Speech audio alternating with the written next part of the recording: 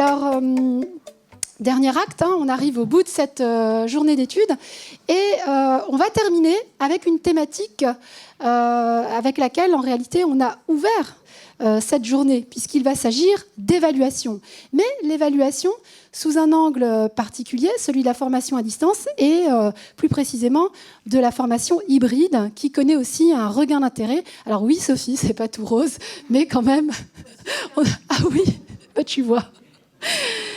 Alors, pour nous en parler, Emmanuel Sylvestre, merci beaucoup d'être avec nous. Merci d'avoir accepté l'invitation du comité d'organisation. Moi, je suis d'autant plus ravie, Sophie l'a signalé tout à l'heure, et je voudrais encore le souligner. Vous avez co-dirigé le premier ouvrage francophone sur les métiers du conseil pédagogique, un métier que vous connaissez très bien, puisque vous l'avez vous-même exercé en France, d'abord à l'Université de Lyon, puis à l'Université de Lausanne, au Centre de soutien à l'enseignement, dont vous avez repris très rapidement la direction, et vous le dirigez d'ailleurs toujours aujourd'hui. Alors Emmanuel Sylvestre, vous êtes aussi chercheur en sciences de l'éducation et de la formation.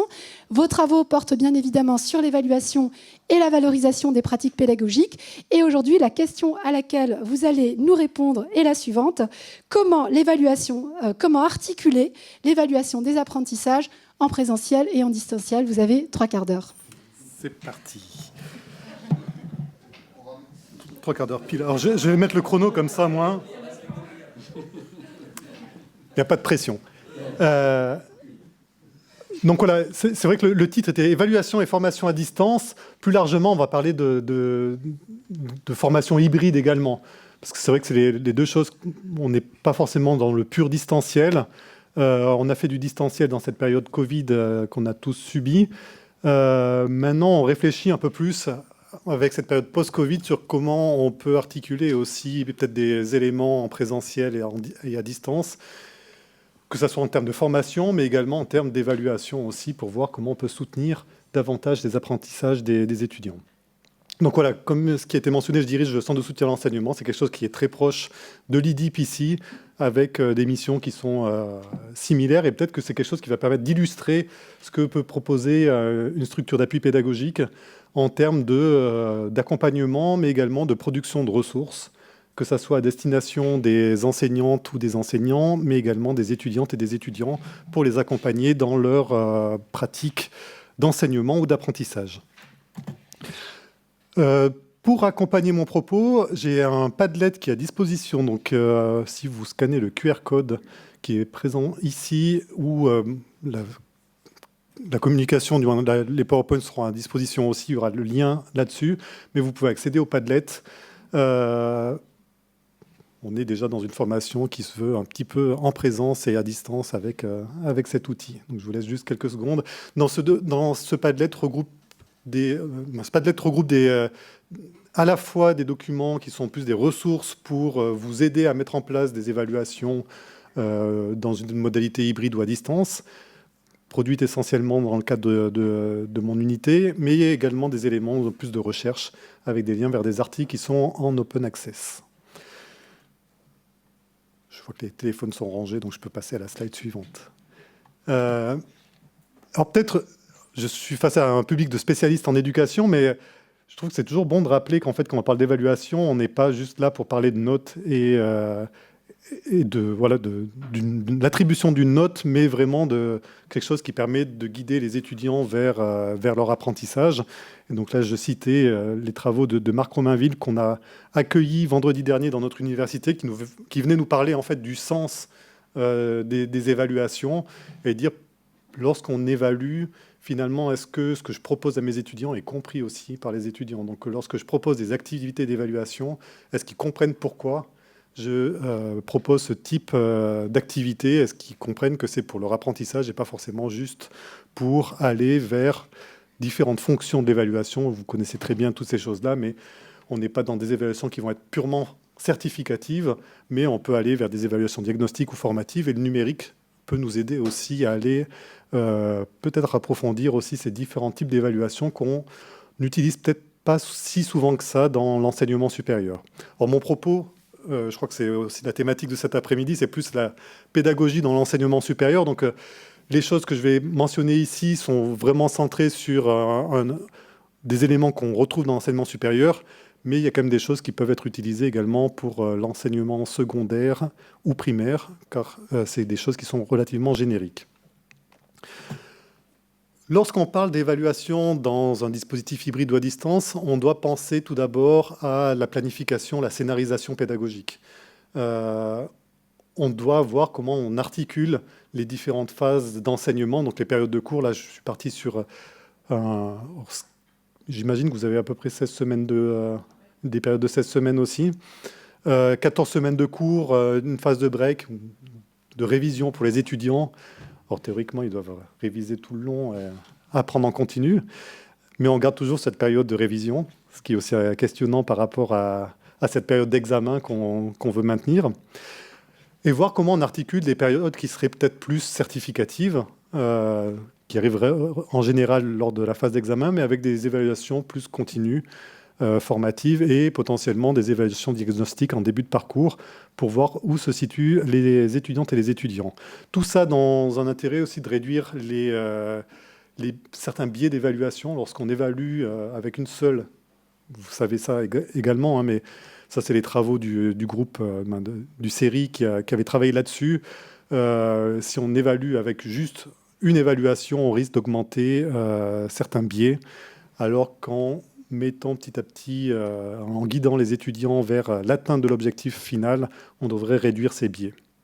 L'autre chose aussi par rapport aux formations hybrides à distance, ce qui était montré dans la littérature, c'est que ça permettait d'éviter le décrochage. Si je suis à distance avec mes étudiants, vous avez peut-être vécu lorsque vous avez enseigné en mode full distance durant la période Covid, on perd du monde au fur et à mesure s'il n'y a pas un contact régulier, si les étudiants n'ont pas l'opportunité de pouvoir aussi tester leur niveau, et on verra peut-être les quelques outils pour travailler sur ces évaluations formatives dans le cadre des cours. Alors je vais reprendre des éléments qu'on a proposés avec des collègues lorsqu'on était justement dans cette période Covid. On avait travaillé sur un vadémécum pour l'évaluation à distance des apprentissages des étudiants. Et on avait organisé en fait la réflexion autour de 3 grandes dimensions. Des dimensions pédagogiques, donc quelles sont les questions à se poser pour organiser ces évaluations. Des questions plutôt d'ordre organisationnel, qu'est-ce qui doit être mis en place pour réaliser des évaluations à distance ou en modalité soutenue par l'ordinateur. Et puis des aspects qui sont plutôt liés aux dimensions techniques. Qu'est-ce qu'il va falloir prévoir aussi pour que ça fonctionne correctement? Notamment lorsqu'on parle d'examen, s'il y a des problèmes techniques, ça peut être assez problématique. Si on doit faire repasser 800 étudiantes et étudiants un examen, en général, ça pose quand même quelques problèmes à l'institution. Si je me centre maintenant sur les aspects pédagogiques, on a des travaux qui nous montrent qu'il y a des spécificités quand même de l'évaluation dans des dispositifs hybrides. Et là, je cite les travaux de Tobin et ses collaborateurs. Pourquoi? Quelles sont les spécificités? Déjà, c'est de pouvoir encourager les contacts entre les étudiants et les enseignants. Donc le fait de pouvoir garder ce contact, comme je mentionnais, pour essayer d'éviter les décrochages. Potentiellement de développer la coopération entre les étudiants aussi. Lorsqu'ils sont à distance, les étudiants n'ont plus forcément l'opportunité de se côtoyer. Là, ils reviennent sur le campus. Donc là, il y a une nouvelle vie qui s'ouvre. Mais c'est vrai qu'à distance, des fois, la coopération est plus complexe. Donc, travailler peut-être sur des activités évaluatives en groupe pourrait permettre aux étudiants de pouvoir coopérer davantage. Comment utiliser des techniques d'apprentissage actif aussi, intégrer ces éléments. Une importance assez forte aussi donnée au feedback. Lorsqu'on est à distance, on a une perte de feedback qu'on pourrait avoir lorsqu'on est en présentiel. L'enseignant, avec le contact visuel dans la salle de classe, peut voir si à un moment donné, il y a un décrochage potentiel. Alors, ça reste toujours des évaluations relativement subjectives. Mais en tout cas, ça donne quelques éléments et les étudiants ont l'opportunité de poser des questions ou de venir à la pause pour questionner et d'avoir quand même un retour rapide sur ce qu'ils ont compris. Chose qu'on peut ne pas avoir lorsqu'on est à distance ou plus difficilement, même si on utilise des chats et autre chose. Et puis, rendre les objectifs et les parcours d'apprentissage beaucoup plus clairs pour les étudiants, pour les orienter aussi vers l'atteinte de ces objectifs. Les travaux du CERI nous avaient déjà, donc plus généralement, ce n'était pas pour parler uniquement de l'évaluation dans les dispositifs hybrides ou à distance, mais avaient proposé un cadre qui était assez intéressant pour et qu'on va pouvoir reprendre pour tout ça. Le premier point, c'était d'instaurer une culture de classe autour des outils d'évaluation. Donc de requalifier, de rediscuter de ce qu'on entend par les évaluations. Je parlais tout à l'heure de la question du sens de ces évaluations, de pouvoir discuter de ces choses-là avec les étudiants. Je reviendrai tout de suite sur ces éléments. L'autre point, ça va être de définir les objectifs d'apprentissage, chose qui est relativement classique, les méthodes d'enseignement qui vont permettre d'atteindre ces objectifs d'apprentissage, et puis les méthodes d'évaluation. Donc si on... Je ne sais pas si on voit... Non, je n'ai pas accès à la souris, mais si... Les trois éléments qu'on retrouve ici, vous avez reconnu l'alignement pédagogique, cohérence pédagogique, je ne sais pas quel terme vous utilisez ici, alignement constructif, triple concordance. Il y a plein de choses qui viennent désigner en fait cet alignement entre objectifs, méthode d'enseignement et méthode d'évaluation. Donc on retrouve ces cadres-là. On a les grandes questions qui sont sous-jacentes derrière. Quel apprentissage veut-on évaluer? Comment et quand obtenir une preuve de cet apprentissage? Quelles seront les modalités d'évaluation? Donc comment on va évaluer ces apprentissages? Et puis viennent les questions liées au feedback. Donc comment on va fournir un feedback à nos étudiants lorsqu'on est à distance? Quelle forme de feedback ça va prendre? Et puis, comment impliquer davantage les étudiants dans le processus d'apprentissage. Si je reviens sur le premier point, donc l'instauration d'une culture classe, ce qui va être important dans les dispositifs hybrides ou à distance, ça va être de sécuriser les apprenants, leur permettre de prendre des risques, de faire des erreurs, et ça va passer par des évaluations formatives avant d'arriver à une évaluation certificative. Il y a beaucoup de travaux qui portent sur le travail, sur la confiance en soi, l'estime de soi. Il y a les travaux de Dozo et Romainville tout récents, ils viennent de sortir, qui reviennent en fait sur cette question d'estime de soi et de résultats en termes d'apprentissage. Donc ça, c'est des choses qui sont quand même relativement bien documentées et ça va être d'autant plus important sur des aspects à distance. Quelque chose d'important aussi sur les aspects à distance et qu'on a pu remarquer notamment lors de la période Covid, c'était l'importance d'expliciter encore davantage de contrats pédagogiques. Et c'est vrai que c'est des choses dans l'enseignement supérieur qu'on a tendance à oublier. J'imagine que dans les cours à l'INSPE, c'est des choses que vous évoquez assez facilement avec vos étudiantes et étudiants. Mais souvent, on oublie en fait ces choses-là, en tout cas pour l'enseignement supérieur. De reclarifier peut-être les éléments de philosophie d'enseignement aussi, quelle est ma philosophie d'enseignement, d'expliciter ça à mes étudiants, comment je vais réagir avec mes étudiants à distance, quel est le cadre que je vais proposer à mes étudiants pour échanger avec eux, est-ce que s'ils m'envoient des questions, je réponds dans l'heure, dans la minute, parce que des fois quand je ne réponds pas à mes étudiants tout de suite, je reçois un mail 5 minutes après qui me demande « je vous ai envoyé une question, vous ne m'avez pas répondu ». Je ne sais pas si vous avez déjà vécu ça. Mais ça, c'est des choses qu'on peut clarifier, en fait, et dire, poser des questions sur le forum. Moi, j'y vais 2 fois par semaine, tel jour, entre telle heure, et puis je mets les réponses directement dans le forum. C'est des choses qui vont pouvoir bénéficier à tout le monde.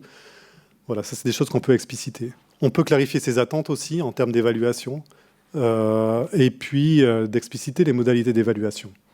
Comment à quelle sauce vous allez être mangé dans cet enseignement, que ce soit pour l'évaluation certificative, mais également pour les évaluations plus formatives. Chez nous, il y a une grosse tension dans mon université par rapport à ces modalités d'évaluation et aux critères d'évaluation qui sont sous-jacents. Comment on va être évalué? Juste pour dire, nos étudiants, en fait, ils ont l'opportunité de passer 2 fois l'examen s'ils échouent une première fois, mais s'ils échouent une 2e fois au même examen, ils sont radiés de l'université. Donc c'est un peu complexe. Ce qui fait qu'il y a une certaine tension, pas de l'université complètement, mais de leur filière et de leur faculté, on va dire. Donc ils peuvent se repostuler dans une autre faculté, mais si j'ai choisi, de faire du droit et puis que j'ai échoué 2 fois pour un cours, ben, je ne peux plus faire du droit dans mon université pendant 5 ans. Ouais, il n'y a pas de compensation. Ce qui fait qu'il y a des tensions. Donc, on pratique depuis de nombreuses années l'évaluation des enseignements par les étudiants. Il y a des questions qui portent sur les critères d'évaluation. Vous pouvez être certain que si vous donnez cours à l'Université de Lausanne, sur cette question-là, même si vous avez défini clairement les critères d'évaluation, c'est quelque chose qui va arriver dans le rouge complet, en fait. parce qu'il y a vraiment un stress qui est fort. Donc, conscient de ce stress, ça va être d'autant plus important de guider et d'offrir l'opportunité aux étudiants de pouvoir tester leurs apprentissages avec des évaluations formatives pour pas qu'ils découvrent ce qui est attendu d'eux à la fin, sachant qu'il n'y a pas d'annales d'examen non plus. Donc, ils n'ont pas l'opportunité de s'entraîner sur les examens des années précédentes. C'est aussi quelque chose qui est relativement complexe. Donc, cette culture classe a discuté. Et donc, de laisser la possibilité de faire des erreurs avant d'arriver à l'examen. Pour clarifier les apprentissages à évaluer, donc, par exemple, si je prends l'exemple d'un cours de méthodologie de la recherche, là, je suis parti sur un enseignement qui est relativement large, on trouve un peu dans toutes les filières. Un des objectifs d'apprentissage, ça pourrait être que les étudiants soient capables d'appliquer les principes d'écriture d'essai lors de la rédaction d'un écrit scientifique, par exemple. Donc là, moi, je vais organiser mon enseignement autour pour permettre à mes étudiants d'atteindre cet apprentissage et de voir comment on va l'évaluer. Donc, je vais prendre cet exemple petit à petit. Maintenant, comment je peux diversifier les activités d'apprentissage en modalité hybride? Il y a peut-être une partie qui va être faite en salle de classe, quelques éléments, peut-être une partie où c'est des temps de lecture. Donc, sur certaines semaines, les étudiants ne vont plus venir dans les cours, mais auront du temps pour lire. Peut-être qu'il y aura des parties qui seront en visioconférence à un autre moment. Il y aura peut-être des travaux de groupe aussi sur quelques semaines, où les étudiants, plutôt que de venir en cours dans une salle de classe, vont avoir un espace pour pouvoir échanger. Quelques éléments encore de cours à distance, des travaux d'écriture, ainsi de suite. Donc là, c'est vraiment mon scénario pédagogique qui se met en place tout au long du parcours pour les guider vers l'atteinte de cet objectif. Sachant que déjà, on voit ici, avec les phases de travaux de groupe, de discussion, on commence à mettre des activités qui permettent aux étudiants de recevoir du feedback ou d'échanger avec leurs collègues. On a vu que dans les facteurs de réussite sur les évaluations à distance, il fallait aussi favoriser la coopération entre étudiants. Donc ça, c'est des éléments qui vont permettre de pouvoir soutenir tout ça. Recours à des méthodes diversifiées pour évaluer les acquis. Donc l'idée, si je cherche à ce que mes étudiants puissent appliquer les principes d'écriture d'essai lors de la rédaction d'un écrit scientifique, ce qui peut être quand même pas mal à la fin, c'est de les évaluer sur un écrit scientifique qui serait proposé. Donc ça pourrait être l'évaluation certificative. Mais on va pouvoir intégrer toute une partie d'évaluation formative durant le parcours, qui pourrait être par exemple un quiz sur les principes d'écriture, juste pour avoir ces éléments en diagnostic, savoir où ils se situent par rapport à ces éléments.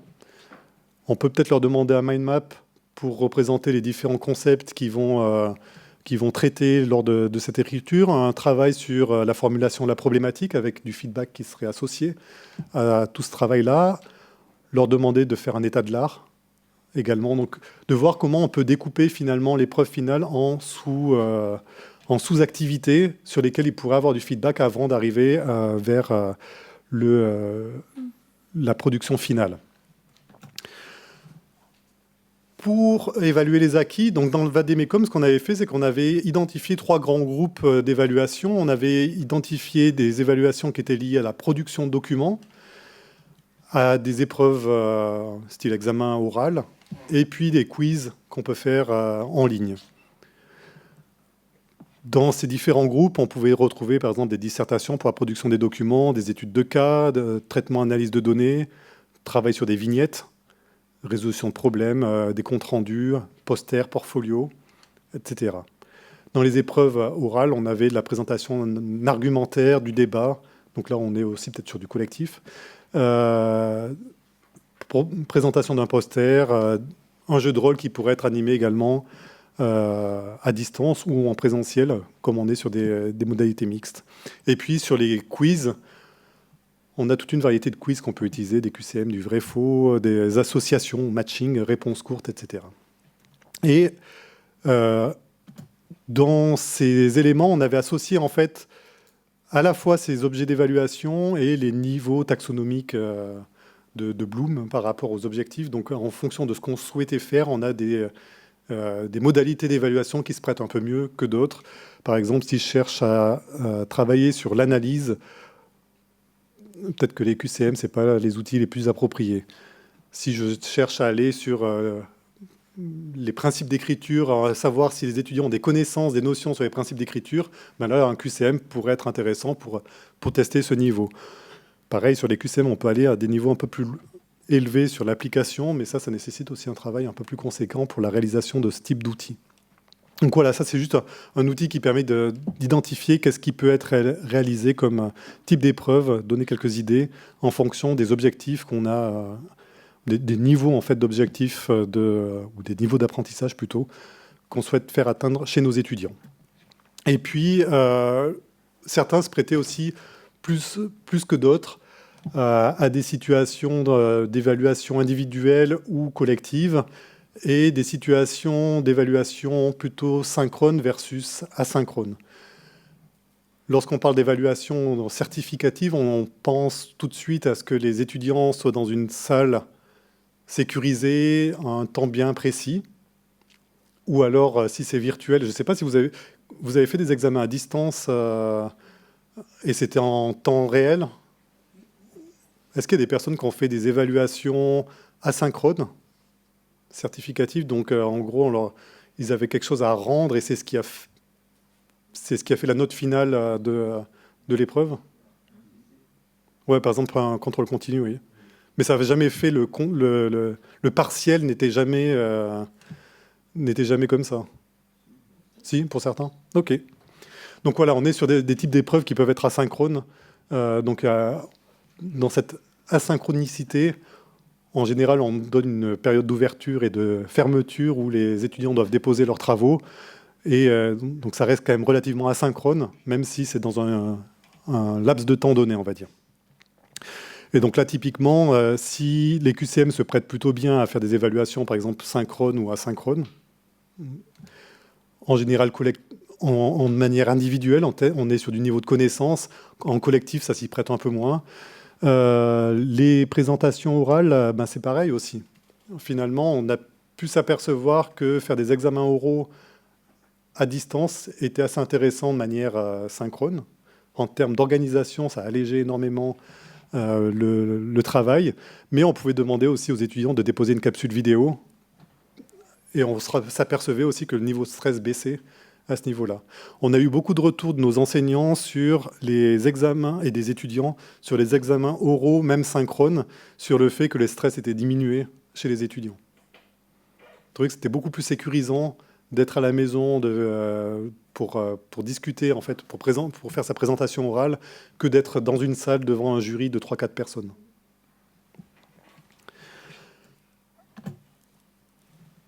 Dans les méthodes diversifiées, là, on a parlé plutôt des aspects certificatifs, mais on a aussi des modes d'évaluation formative qu'on utilise assez simplement lorsqu'on est dans des formations en présentiel.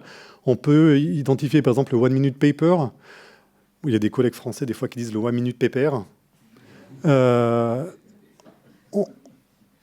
On prend juste une minute à la fin d'un cours pour noter une notion essentielle, en fait, que j'ai retenue du cours. Ça peut être ça. Ou une question que je me pose par rapport à ce qui vient d'être discuté, et je peux récupérer à l'ancienne sur un petit bout de papier, dans un chapeau, à la sortie, je récupère les bouts de papier, et puis au moins je peux voir ce que les étudiants ont indiqué, mais ça peut se faire sur des aspects numériques aussi, avec, je ne sais pas si vous utilisez nous, on a WooClap dans notre institution qu'on peut utiliser, ou dans Moodle ou autre. C'est quelque chose qui peut être utilisé pour récupérer ces informations. Ça permet de voir aussi ce que les étudiants ont retenu du cours. Par exemple, si je leur demande la notion clé, c'est déjà une évaluation formative. Et puis moi, en tant qu'enseignant, ça permet de voir s'ils ne sont pas passés à côté de cette notion clé. Et si je me rends compte qu'ils ont tous retenu une anecdote qui était vraiment une anecdote et qui sont passés à côté de la notion clé, peut-être que la fois suivante, je vais revenir dessus. Et ça, à distance, ça va être d'autant plus important de le faire parce que je ne vais pas avoir, lorsque j'enseigne à distance devant un mur de caméra éteinte, je n'ai plus vraiment de repères en fait, pour savoir si les personnes suivent ou pas. Pensez comparer, partager, j'imagine que vous avez déjà testé ces choses-là, mais bref, on pose une question, hein, les étudiants ont 2-3 minutes pour y réfléchir en individuel, ils comparent leurs réponses avec leurs voisins, voisines, pour essayer de consolider, vérifier qu'ils ont compris la même chose, ou au contraire débattre un petit peu si c'est des avis divergents, et puis de partager en grand groupe sur ces aspects-là. Et pareil, avec les outils numériques, c'est des choses qu'on peut faire relativement facilement. Le 3-2-1, bah, c'est 3 idées, 2 exemples de mise en œuvre et un point confus. Donc pareil, sur une thématique, je peux leur demander de faire un 3-2-1 pour dire, OK, sur cette thématique, 3 idées qui vous passent par la tête. Comment ça pourrait se mettre en œuvre concrètement dans une situation de la vie réelle, par exemple, et puis quelque chose qui reste encore confus dans ce que je viens d'énoncer. Et puis les matrices mémoire, c'est des éléments que j'ai mentionnés ici. Vous avez des exemples aussi en ligne. C'est souvent utilisé en médecine, en biologie, pour mémoriser l'information. Donc on leur demande de créer ces matrices mémoire avec 2 points d'entrée, et puis ils vont essayer de mettre des éléments de contenu à l'intérieur. Donc ça, c'est des éléments aussi en évaluation formative qui ne sont pas des évaluations formatives du type très structuré comme des quiz en ligne qu'on va mettre sur Moodle. Là, on est sur des évaluations qui sont beaucoup plus légères. Un one-minute paper, c'est 1 minute à la fin d'un cours. Un pensée comparé, partagé, ça peut être 10 minutes à un moment donné dans le cadre d'un cours sur 2 heures. Ce n'est pas quelque chose qui prend énormément de temps, et c'est quand même quelque chose qui permet d'avoir un retour assez intéressant sur l'état de compréhension de nos étudiants, et pour eux, ça leur donne aussi une évaluation de ce qu'ils ont compris, ou appris, ou appliqué. Le feedback, le 5e point par rapport à ce qui a été discuté. Comment je vais donner le feedback aussi quand je suis à distance. Donc le feedback, il peut se faire le quiz sur les principes d'écriture. Maintenant, avec des outils comme Moodle, c'est assez facile de pouvoir donner un feedback automatique. Donc en fonction des réponses, je peux intégrer directement dans Moodle des éléments de feedback. Donc si j'ai répondu faux, je peux donner une explication. Je ne sais pas si vous utilisez Moodle ici, mais et si vous avez cette pratique, ben voilà, on va pouvoir donner un feedback, et c'est assez important de pouvoir utiliser en fait ces fonctionnalités dans feedback. Et puis si vous ne savez pas utiliser ces choses-là, je crois qu'à l'IDIP, il y aura des personnes, je fais de la pub, qui pourront vous accompagner dans ces aspects-là, parce que vous pouvez vraiment orienter après les étudiants, notamment s'ils sont trompés sur un certain lot de questions, les réorienter vers un chapitre du cours, vers un document spécifique. Ça peut être assez utile. Par exemple, donc là pour le quiz, ça marcherait bien. Si je fais un mind map, ça pourrait être, on peut imaginer des temps de retour individuels auprès des étudiants par système de visioconférence, ou de faire une permanence en visioconférence, comme dans ma scénarisation, ça serait une période où les étudiants ne sont pas sur site. Je peux prévoir sur le temps du cours qui était prévu des permanences, et là les étudiants peuvent se connecter à la salle pour avoir un retour sur leur mind map, par exemple. La formulation de la problématique, je peux imaginer, toujours dans cet esprit de coopération entre les étudiants, de proposer une grille critériée à mes étudiants pour qu'ils puissent se donner du feedback entre pairs. Et donc d'organiser en fait ce feedback entre pairs, mais il va falloir les outiller, parce que si je leur dis donnez-vous du feedback sur votre problématique, ça va être assez compliqué si ils n'ont pas les outils. Par contre, si j'ai les critères, ça commence à devenir intéressant. Ça va devenir d'autant plus intéressant que c'est des éléments sur lesquels ils vont être évalués en certificatif plus tard. Et donc, ça va leur donner quand même un guide encore plus fort sur ce qui est attendu d'eux pour la suite.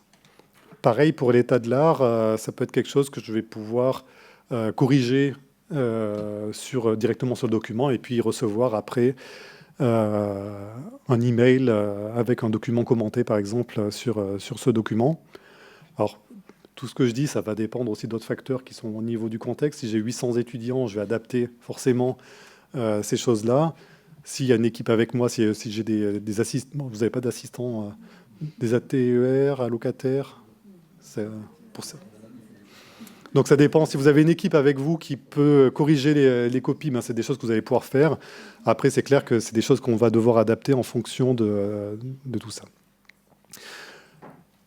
Mais l'état de l'art pourrait se corriger aussi sous forme d'évaluation par les pairs si j'outille aussi mes étudiants. Donc en fonction du contexte, je vais pouvoir varier mes modalités. Et puis le dernier feedback qu'ils vont recevoir, ça va être une note, qui est aussi un feedback, qui est aussi important. Alors c'est souvent débattu, la note, est-ce que c'est un feedback ou pas?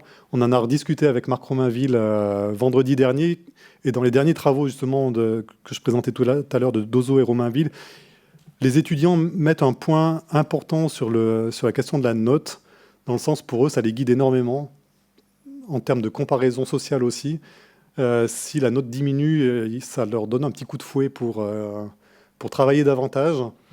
Donc c'est quand même un pouvoir informatif, même si on peut critiquer ces éléments, et on sait que dans la littérature, ça a été énormément critiqué, ça peut être assez intéressant comme forme de feedback. Donc une note, c'est aussi un feedback qui peut être utile. Après, si vous avez des périodes de consultation des copies et de discussion autour de ça, c'est des choses qui peuvent être utiles.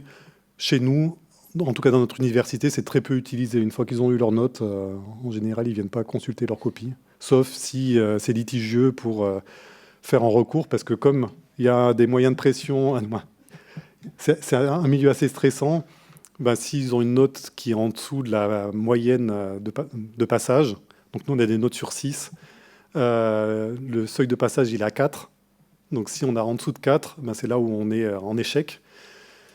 Et donc si on est en dessous de 4, en général on a plutôt intérêt à aller consulter sa copie pour vérifier s'il n'y a pas eu un souci de correction.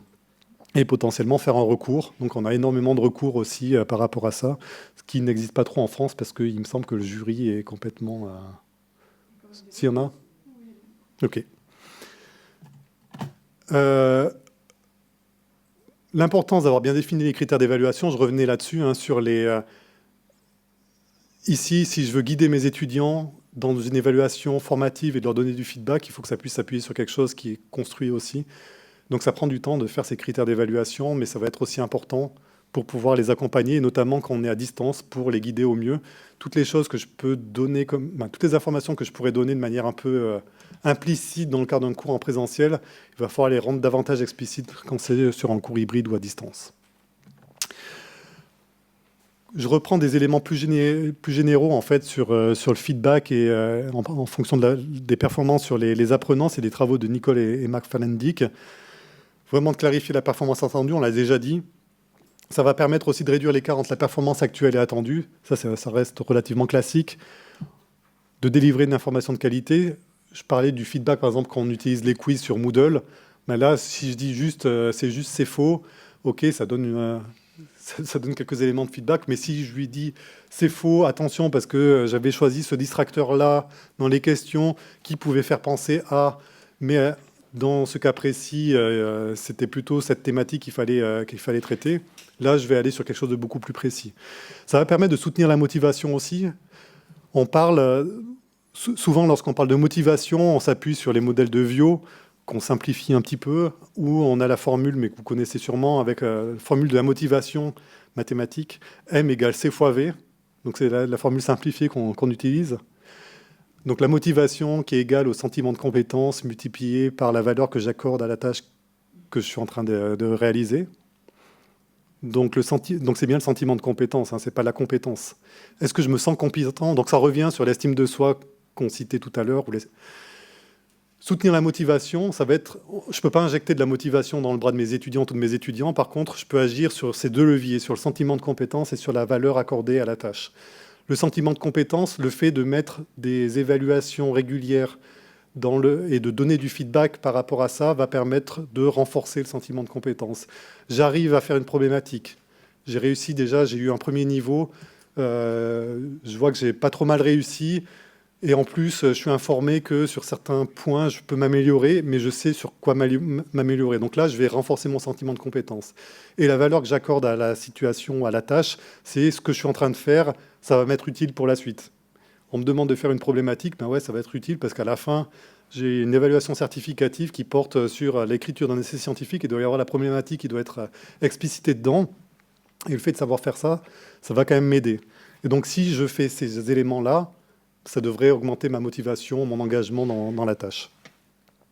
Et donc, comme c'est une multiplication, il suffit qu'il y en ait un des deux qui soit proche de 0 pour que la motivation s'effondre. C'est ça aussi qui est intéressant, c'est qu'il faut vraiment agir sur les deux leviers pour que ça puisse être efficace.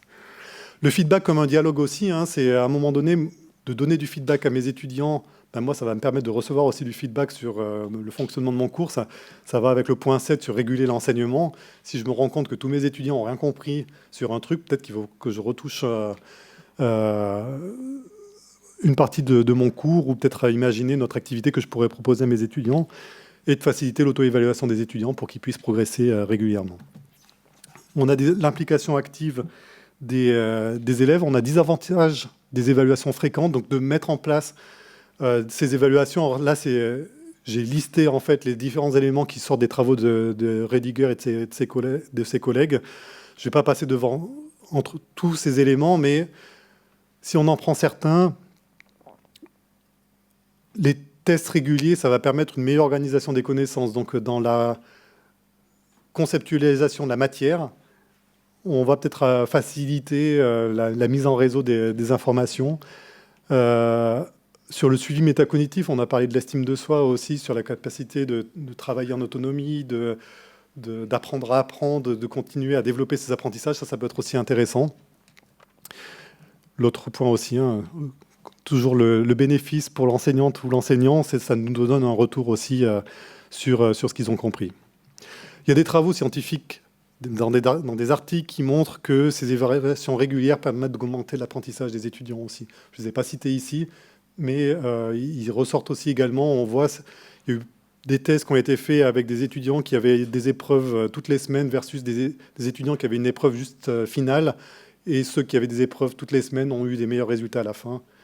Ça paraît peut-être un peu trivial, mais c'est intéressant de savoir qu'il y a des choses suivies qui ont été... qui montrent ça de manière scientifique. Je clôt le chapitre sur la pédagogie. Ça passe relativement vite. Il me reste 11 minutes. C'est ça? Ça va. Sur la partie organisationnelle, donc là, on va peut-être aller sur des choses qui sont un peu plus...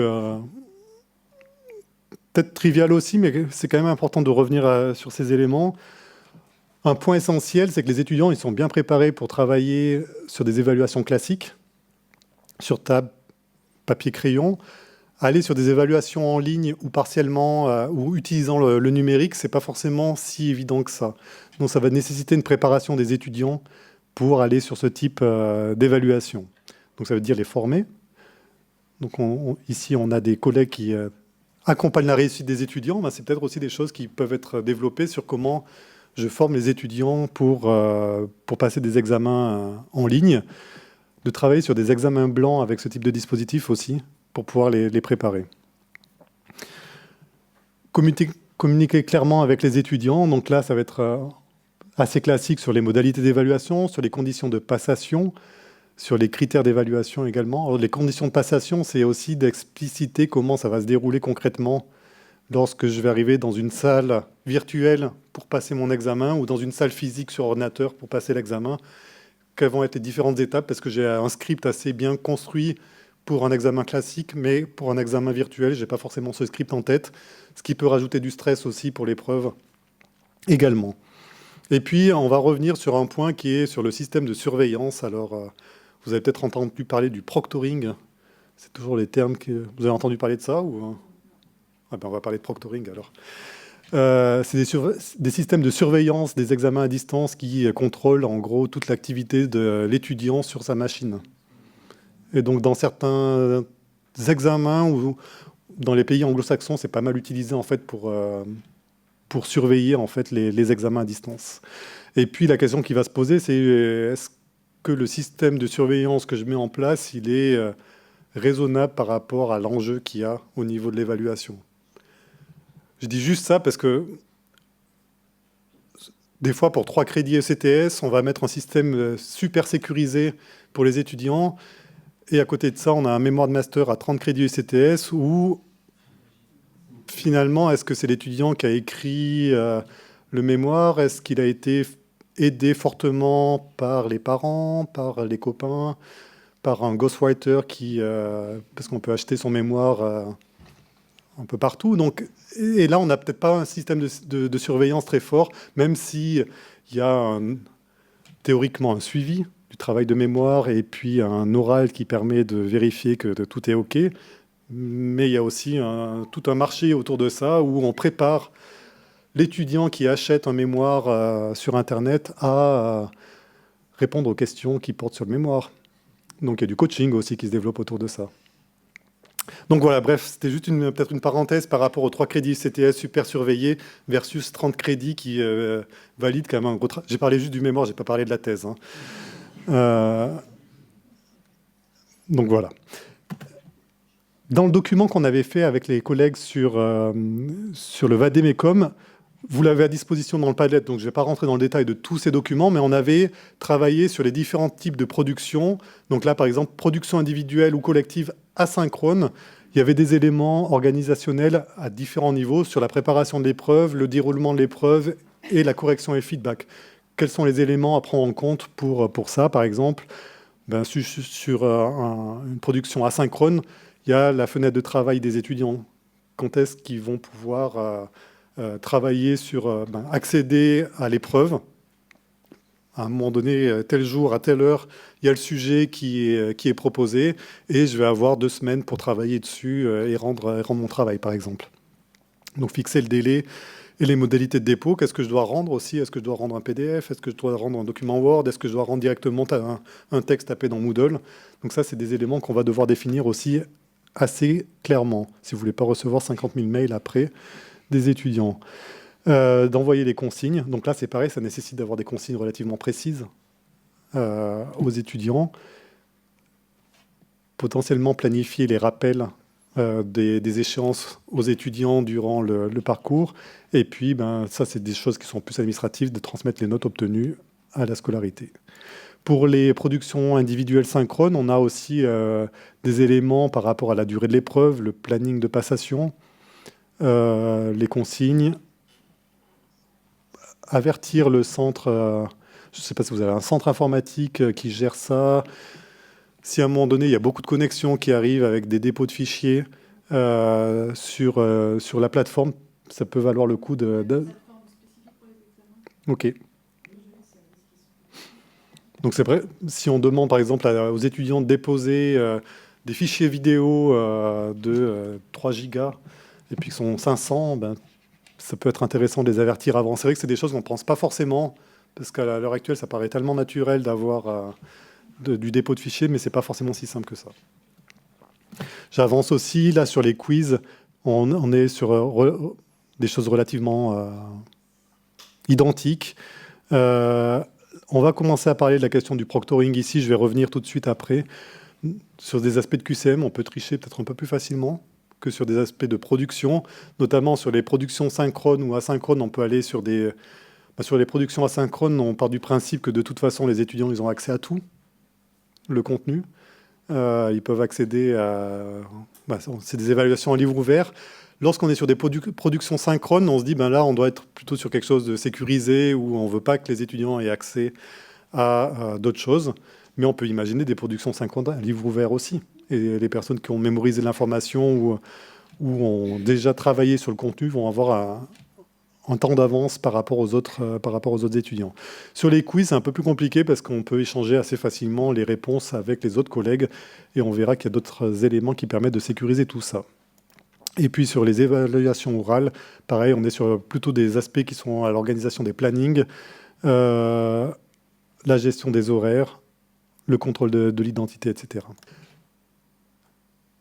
Ça, c'est les éléments qu'on avait retrouvés dans la presse durant les périodes d'évaluation à distance. Donc sur la triche, qui devient la norme, fraude aux examens, tout le monde le faisait. Et puis un site intéressant, comment tricher aux examens. Donc il donne tous les trucs et astuces pour faire ça. C'est des sites qui existent encore, hein. Vous pouvez aller voir, c'est assez intéressant. Alors, des actions possibles. Au niveau pédagogique, on peut travailler aussi sur le design, en tout cas, de son épreuve. Je parlais des épreuves à livre ouvert. Si on imagine des évaluations un peu plus authentiques, de se dire, finalement, lorsque je suis en études de droit, je serai un futur juriste, dans mon travail plus tard, j'aurai accès à des ressources. Lorsque je vais devoir faire un texte, je peux aller chercher des textes de loi, etc. Ces textes, ils sont accessibles. On ne me demande pas de savoir tous les textes par cœur. Et donc, d'avoir des épreuves à livre ouvert, finalement, on s'approche d'une évaluation plus authentique. Donc ça peut être assez intéressant. On peut travailler aussi sur du paramétrage technique. Lorsqu'on est sur des quiz en ligne, on peut travailler sur une banque de questions, faire apparaître les questions en mode complètement aléatoire avec donc tout aléatorisé, d'aller piocher. On peut avoir on peut bloquer aussi le retour en arrière dans le quiz Alors ça c'est un peu moins authentique, on va dire, comme façon de procéder, parce que lorsqu'on travaille sur nos apprentissages, on a la possibilité quand même de faire des retours en arrière ou de réfléchir davantage. Ici, ça nous force à avoir un certain modèle. On avait développé un guide comme ça pour nos enseignants, donc on parlait de production aussi de ressources pédagogiques, pour concevoir les questions, designer le quiz, étalonner la difficulté de l'épreuve, paramétrer l'épreuve en ligne. Donc il y a des choses qui existent déjà pour travailler sur la qualité de l'évaluation et de l'utilisation des paramètres techniques. On peut travailler sur l'analyse de la production des étudiants aussi, lorsqu'on veut éviter la triche, leur indiquer qu'on va utiliser des logiciels d'anti-plagiat, par exemple, si on est sur la production, et de les sensibiliser en fait à ça. Donc de travailler avec eux déjà sur des premiers rendus pour voir si ce qu'ils mettent, c'est relatif à du plagiat ou non. Et puis qu'ils prennent conscience que derrière, on peut utiliser ces outils aussi pour vérifier leurs travaux. Donc chez nous, on utilise Compilantio, vous l'avez peut-être aussi ici. Ça vous donne quelques éléments sur le fonctionnement de l'épreuve. Et puis, les questions proctoring. Donc là, on va surveiller l'activité de l'étudiant. Et puis, on ira après sur l'examen en salle sur ordinateur. Et je pense que je serai quasiment à la fin. C'est parfait. Le proctoring, comment ça marche ? On vérifie l'identité de l'étudiant. Donc, l'étudiant doit scanner son visage, sa carte d'étudiant pour vérifier que c'est bien lui. Donc là, c'est sur les épreuves complètement à distance. Ensuite, durant l'épreuve, il est filmé tout au long de l'épreuve. Tout ce qui est fait sur ordinateur est enregistré. Donc, s'il va sur un site web, on va savoir sur quel site web il est allé. Donc ça rentre vraiment dans quelque chose qui est assez fort. Ça va vérifier aussi où est-ce que regarde l'étudiant. Donc ici, vous voyez, c'est un peu comme dans compilation. En fait, il y a des éléments verts quand tout va bien. Quand c'est orange, il y a une activité suspecte. Quand c'est rouge, ça craint un peu. Et donc quand c'est rouge, en gros, l'étudiant n'était peut-être plus en face de son ordinateur ou avait regardé complètement à côté, ou on a vu que sa bouche elle s'ouvrait, qu'il parlait à quelqu'un, parce qu'il y avait peut-être quelqu'un de l'autre côté. Et donc ça va l'identifier. Alors c'est intéressant. Mais en même temps, derrière, il faut interpréter ces choses-là. Et ce n'est pas forcément comme dans Compilation.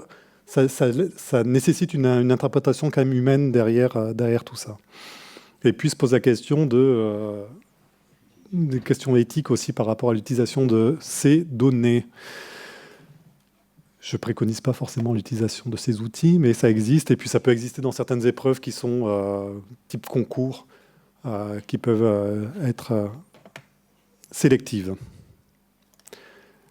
Chez nous, on a développé d'autres choses. On a développé des examens de type BIOD. Alors, c'est le Bring Your Own Device. Donc, les étudiants arrivent avec leur propre ordinateur et vont passer l'épreuve sur leur ordinateur. On utilise Moodle, une instance de Moodle dédiée aux examens, avec un Wi-Fi dédié aux examens dans notre institution. Donc, ils doivent se connecter sur le Wi-Fi pour passer l'examen. Ils se connectent sur l'espace Moodle.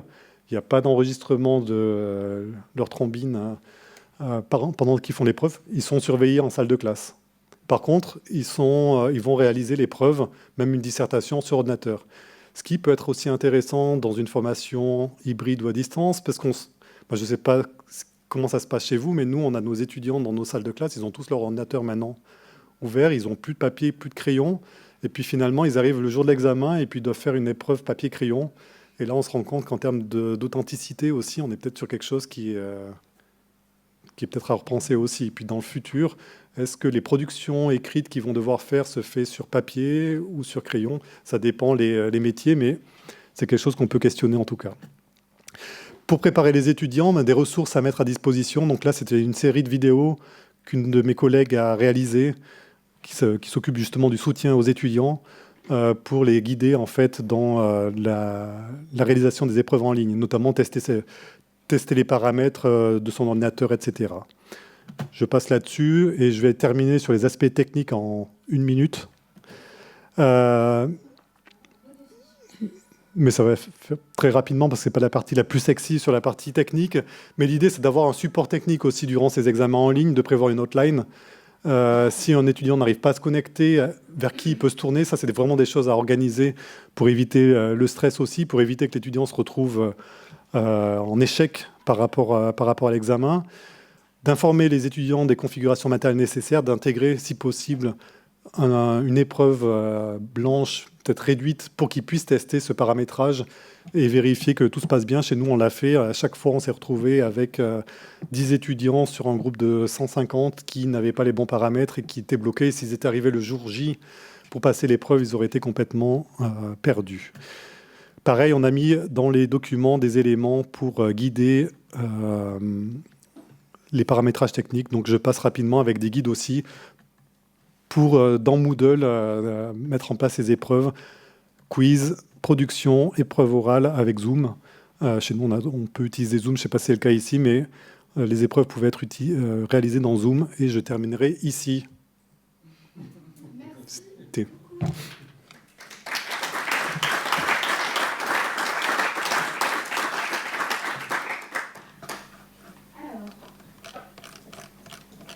Merci pour cet exposé, qui n'était pas un examen, et qui était riche en propositions, inspirant aussi.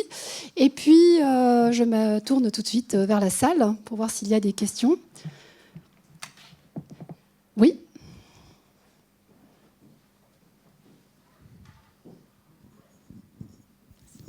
Merci pour cette présentation. Ma question peut-être ne va pas porter directement sur ce que vous avez présenté, mais plutôt en lien avec la présentation de Sophie, parce que vous avez dit qu'il y a ce Padlet avec des ressources plutôt à destination des enseignants. Est-ce que ce sont les conseillers pédagogiques à qui c'est la mission de créer ces ressources? Comment ça se passe au sein de votre centre? Donc là, merci pour la question. Donc oui, c'est les conseillères pédagogiques de l'équipe qui ont travaillé sur ces ressources. À la fois, il y a des ressources donc, pour les enseignants, donc, faites par les conseillers pédagogiques, et puis des ressources pour les étudiants. Alors chez nous, on a un service d'orientation et carrière qui est un service plutôt dédié pour les étudiants. Donc ça, c'est des choses qui ont été faites en partenariat avec une conseillère pédagogique et un conseiller aux étudiants. Donc ça, c'est des ressources qui ont été créées en interne pour ça.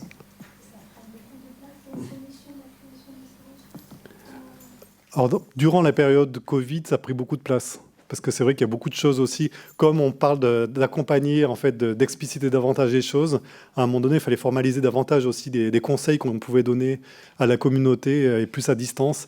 Et ça, ces ressources, elles ont été beaucoup utilisées et ça prend quand même pas mal de place dans l'émission.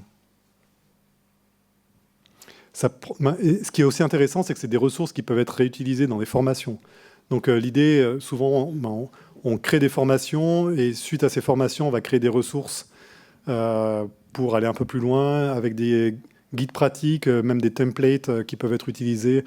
On a des templates pour l'évaluation, pour modéliser en fait ces dispositifs d'évaluation aussi.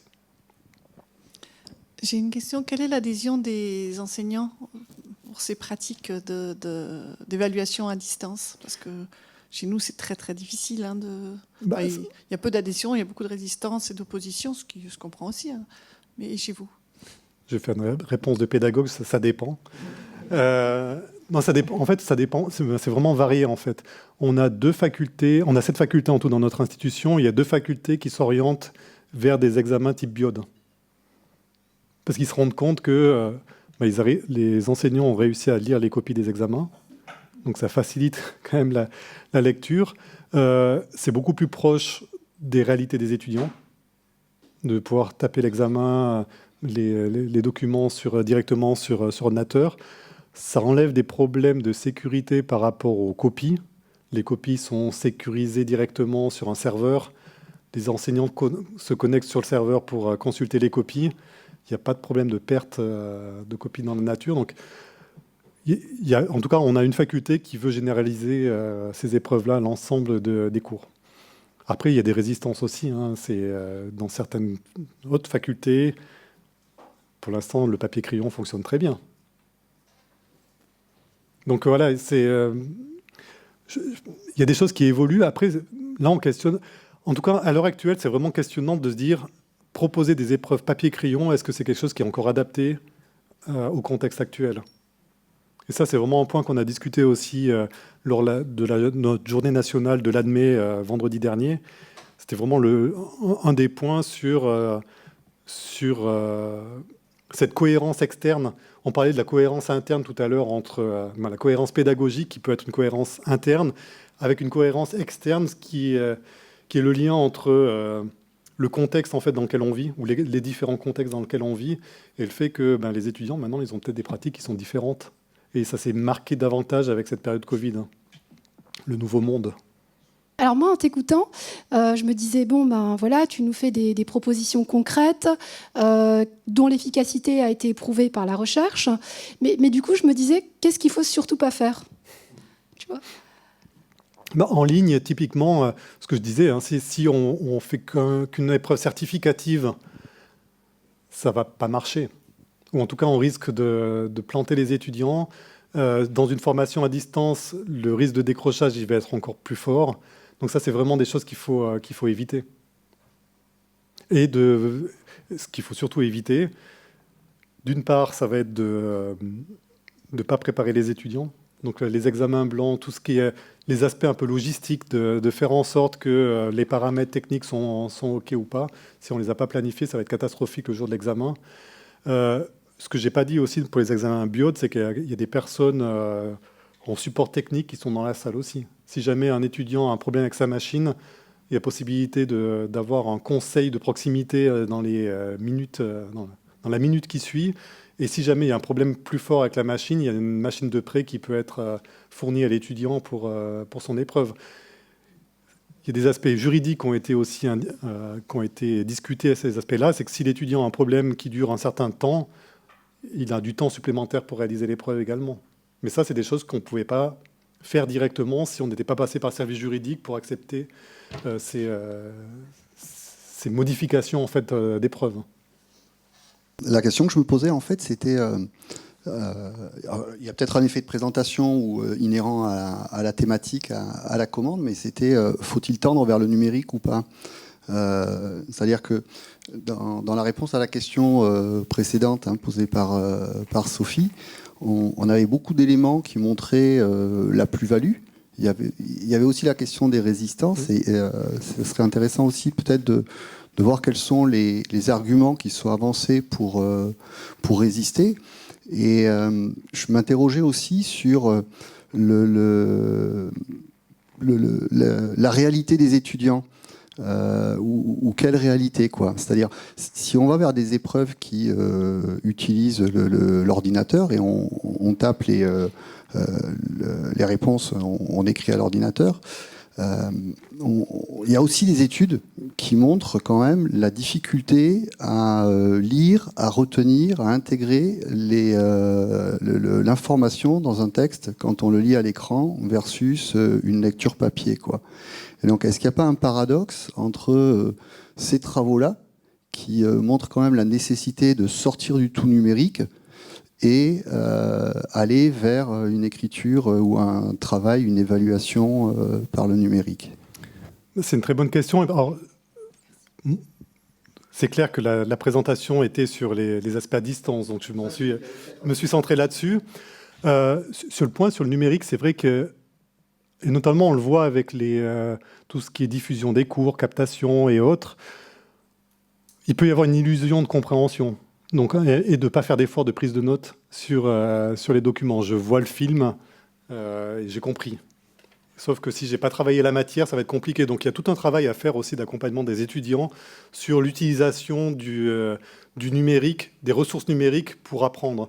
Il y a les travaux d'Emily Northman, qui a travaillé, qui est une chercheure à l'université de Glasgow, qui a fait un guide pour les étudiants pour travailler justement sur les ressources numériques, notamment sur les ressources vidéo. Comment prendre des notes pour que ça soit efficace, même si c'est des notes numériques, sur les vidéos. Parce que sinon, je ne prends pas de notes, je regarde, et je peux être passif, en fait. Là, dans le discours qu'il y avait à un moment donné, le point fort, c'est faire en sorte que les étudiants sont actifs, même s'ils sont à distance. Or, on peut se poser la question aussi de faire en sorte qu'ils soient actifs, même s'ils sont en présence, mais c'est d'autant plus marqué à distance. Après, l'évaluation à distance, ou sur des outils numériques, peut se prêter à certains contextes, pour d'autres contextes un peu moins. Si je suis en médecine, qu'à l'heure actuelle, on a quand même toujours du contact avec des patients. Alors, il y a aussi depuis la période Covid, il y a des consultations à distance qui sont réalisées, mais il y a quand même pas mal de consultations en présence. Là, si je sors, je fais des évaluations sur du numérique, ça n'a peut-être pas vraiment de sens. Donc, on revient sur des questions de cohérence pédagogique en lien avec le contexte. Pour moi, en fait, le plus important, ça va être qu'est-ce qui est une évaluation authentique. Donc, d'aller davantage sur les évaluations authentiques. Si ça fait sens d'utiliser du numérique, parce que plus tard, dans les compétences que je suis en train de développer, c'est plutôt des compétences qui sont en lien avec le numérique, autant aller là-dedans. Par contre, si c'est des choses qui sont plutôt sur de la relation humaine, de la manipulation d'objets ou autre, je ne vais pas aller sur ces ressources-là, quoi. Une remarque témoignage et puis peut-être une question. Alors la remarque témoignage, c'est le proctoring, parce qu'en fait, quand les collègues ont dit non, on n'a pas fait de proctoring parce qu'on n'a pas fait d'examen ici à l'INSPE, puisque c'était du contrôle continu intégral pendant le confinement, donc on a basculé des épreuves qui devaient être sur table, en présentiel, qui sont devenues donc des travaux à rendre de manière asynchrone. Donc en revanche, on a quand même eu une épreuve totalement à distance et massive avec 600 inscrits. C'est une épreuve d'entrée. Une épreuve de sélection pour l'entrée dans un des masters. Et là, avec proctoring, qu'on a délégué auprès d'une entreprise, d'une entreprise. Et ce qui s'est avéré, donc, c'est que et on a eu le même phénomène. Là, je regarde Sophie. On a eu le même phénomène aussi de réaction des étudiants pour l'épreuve à distance des langues l'an dernier. Les étudiants ont protesté contre l'intrusion qu'était le proctoring, c'est-à-dire qu'il y a quand même un logiciel, une application installée sur son ordinateur portable à la maison qui va donc prendre la main sur l'ordinateur personnel et donc voilà et mesurer ce que vous avez indiqué. Donc là, nous on a eu aussi bien à l'INSPE que de manière plus générale à l'université pour les langues, on a eu des réactions comme ça d'étudiants qui disaient c'était trop intrusif en dehors d'un certain nombre de problèmes techniques qui ont pu se poser. Donc voilà, donc là ça pose aussi cette question du proctoring, évidemment, jusqu'où, c'était la question que vous évoquiez, hein, jusqu'où aller, parce que c'est quand même relativement intrusif. Alors, c'est juste pour partager ce témoignage-là. Et ma question elle porte plutôt sur, et elle fait peut-être un peu le lien entre les deux interventions aussi sur le conseil pédagogique auparavant, par rapport aux pratiques d'enseignantes et dans la question de la démarche aussi de transformation des pratiques. Alors c'est pas uniquement lié à la question de l'hybridation que vous avez évoquée, mais vous avez évoqué un certain nombre d'éléments on va dire d'ingénierie pédagogique qui peuvent aussi bien servir pour le présentiel, notamment obtenir une réaction de la part d'un amphi quand on est en train de faire un cours, etc. Enfin, avoir cette évaluation formative que vous évoquiez. Et dans cette transformation pédagogique, voilà, il y a aussi la notion de temps, de travail que ça peut demander aux personnes. Les résistances que Sophie et vous peut-être avez avancées renvoient notamment au temps à investir dans la transformation pédagogique pour changer ses pratiques. Et là, moi, je fais la réflexion par rapport à la remarque que vous avez faite. Donc, nous, on n'a pas d'assistants. Les ATER, les attachés temporaires d'enseignement et de recherche font le même travail que les enseignants-chercheurs. Et en revanche, on a des collègues de statut du second degré qui, eux, ne font pas 192 heures d'enseignement, mais 384. Et la question se pose, voilà, de la question de cette transformation quand on a une lourde charge d'enseignement à 384 heures d'enseignement, par exemple, si je prends cette cas de figure-là. Les collègues réagiront, hein, parce qu'il y en a qui sont concernés dans la salle. Voilà, pour moi, ça peut faire aussi une résistance à vouloir tout changer, parce que pour moi, il y a quand même une dimension chronophage aussi à investir. Alors évidemment, vous allez me dire, c'est peut-être le début qui coûte. Hein, c'est le début qui coûte de modifier un certain nombre de pratiques, d'intégrer des éléments de vérification pendant le cours pour savoir s'ils ont compris quelque chose. Un petit test au milieu du cours, par exemple, avec des boîtiers de vote. Je regarde nos collègues qui utilisent des boîtiers de vote, par exemple. Hein. Donc il y a des petites choses à installer qui peuvent être coûteuses ou pas coûteuses. Alors je sais pas, par rapport à cela, quelle est votre expérience, votre retour sur ces éléments, dans la dimension chronophage, pour investir ces changements par rapport notamment à des volumes d'obligations de services qui sont importantes parfois. C'est une très bonne question. Sur ces aspects-là, et puis en plus c'est des choses que tout le monde a subi aussi pendant cette période Covid, cette surcharge de travail qui est arrivée, qui était forcée à un moment donné, on a dû basculer là-dessus. Maintenant qu'on revient dans une période plus, je ne sais pas si on peut dire calme, pour moi, Et je pense que ça doit être partagé au niveau de l'IDIP aussi. C'est souvent ce qu'on dit dans la transformation pédagogique, c'est d'y aller petit à petit. On n'est pas obligé de tout changer d'un coup. Ça peut être une première année, tiens, j'ai mis en place un petit truc formatif, l'exemple de la problématique tout à l'heure, je crée une grille d'évaluation critériée cette année pour ce truc-là. Je ne le fais pas forcément pour tout mon cours, mais cette année, je vais déjà travailler sur un premier outil que je vais développer. L'année prochaine, cette grille, je vais pouvoir la réutiliser. Je pourrais peut-être faire autre chose. Et donc d'y aller progressivement, je trouve que c'est quelque chose qui peut être intéressant. Après, si c'est une transformation plus large, chez nous, par exemple, on a un fonds d'innovation pédagogique qui permet d'apporter un soutien supplémentaire aux enseignants, donc de pouvoir engager des ressources pour travailler sur ces ressources. Après, je ne sais pas comment ça marche ici. Pour les grilles critériées, nous, nos conseillers pédagogiques vont accompagner vraiment très fortement la réalisation des grilles critériées. C'est quelque chose qui est assez complexe à mettre en place. Et donc, c'est vraiment de l'accompagnement plus que du conseil à ce niveau-là. Donc là, la personne, elle est à côté pour faire le job. Après, il faut évaluer le temps que ça peut faire gagner aussi. Sur les évaluations qui sont réalisées sur numérique. Donc les textes qui sont rentrés directement dans Word ou autre, en tout cas, bref, quand on reçoit une production numérique, les enseignants, les retours qu'on a eus, c'était que ça faisait gagner du temps en termes de lecture. C'était beaucoup plus rapide à lire. Et dans les outils comme Moodle, dans Moodle Exam, il y a des grilles critériées qui sont associées directement à la correction. Donc, on a l'outil, on a la grille critériée, et c'est des choses qui peuvent faciliter le travail aussi. Donc, ça peut augmenter le temps dans certaines façons. Si ça augmente, on peut y aller progressivement. Mais je pense que ça vaut le coup de voir le temps que ça peut nous faire gagner.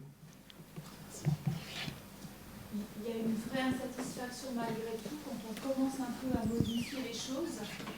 Par exemple, moi j'utilise WooClap. Alors avant j'avais les boîtiers de vote pour que tout le monde puisse plus facilement les utiliser, parce que les boîtiers de vote en fait c'est très pénible à transporter.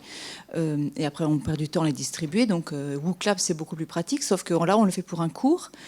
On a les étudiants l'année d'après, et puis en fait ils s'attendent à ce que... Moi je l'utilise en L2, là je les ai en L3, ils s'attendent à ce que j'utilise WooClap. Et je leur dis, ouais, ça me demande beaucoup de temps, donc je ne suis pas sûre. Et en fait on s'aperçoit que du coup on les engage moins. Et quand on s'aperçoit que quand on l'utilise, c'est très efficace, on les sent, voilà, ils sont engagés, ils sont avec nous. On se dit pour les autres cours, je galère en fait. Et c'est difficile. Et pour ça, je trouve qu'on ne gagne pas de temps en fait. Parce que ce n'est pas les évaluations, c'est juste les rendre engagés dans le cours. Donc pendant tout ce temps-là où on met en place, on ne gagne pas de temps, on en perd. On a plein de satisfaction et on a un petit moment où on a un cours de 2 heures où on est content parce qu'eux, ils sont contents. Mais c'est dur. Mais à voir après, toujours se questionner, c'est finalement quelle est la plus-value pédagogique d'utiliser WooClap à ce moment-là. Est-ce que je ne peux pas utiliser autre chose qui pourrait être moins coûteux pour moi? Si je fais un pensée comparé partagé, oui, peut-être. Ouais. Ça prend peut-être plus de temps avec les étudiants, mais peut-être par rapport à ce que je vise, par rapport aux objectifs d'apprentissage, ça sera plus pertinent pour eux parce qu'ils auront plus le temps d'échanger. À un moment donné, ça peut être en fonction de la taille du groupe. Si c'est un master où ils sont un peu moins nombreux, on peut aussi faire du main levée. Oui.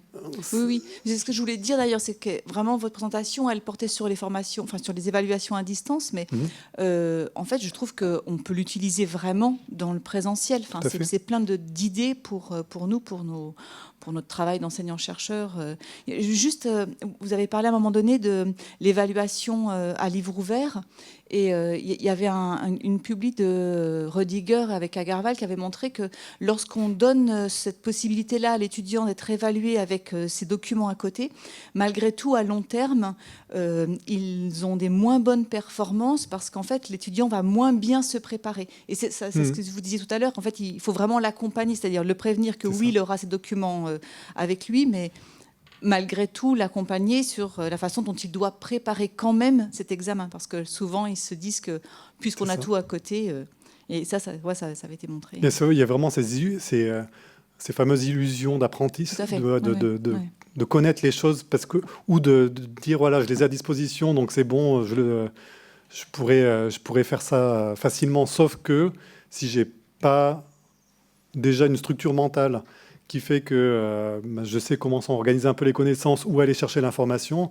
Donc si je n'ai pas appris dans le cadre du cours, si je n'ai pas traité l'information, je vais être complètement perdu par rapport à la masse d'informations que je vais devoir traiter durant le cours, Oui. durant l'examen.